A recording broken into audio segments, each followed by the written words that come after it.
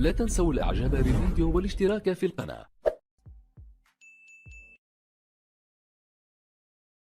السلام عليكم ورحمة الله تعالى وبركاته.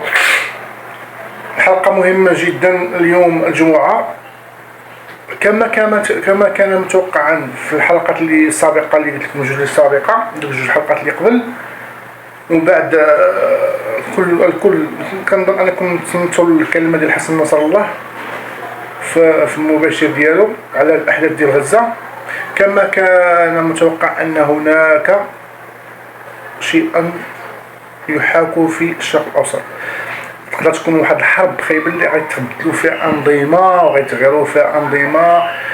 هدد بشكل مباشر ان هناك حرب او ابعاد اكثر من يمكن دابا الى تطورت الامور في الحرب ديال غزه.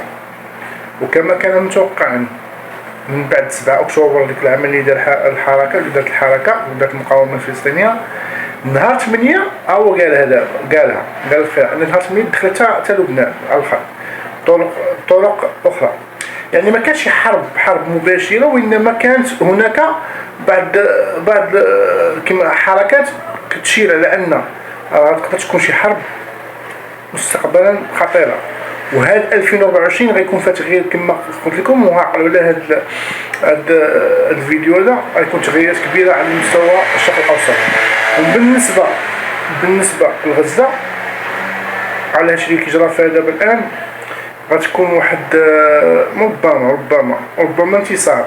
وخا شايفوا هاد المساله ديال ان غزه كلها دمرات وتعرضت للدمار الشامل بحال ما كبرت الطرق ديال القصف الاسرائيلي، فهناك بوادر على ان غتكون بعد تدخل اليمن وحزب الله في لبنان وبعض المقاومات تقدر تكون لنا انتصار، ويخلي ان اسرائيل ما غترتاحش.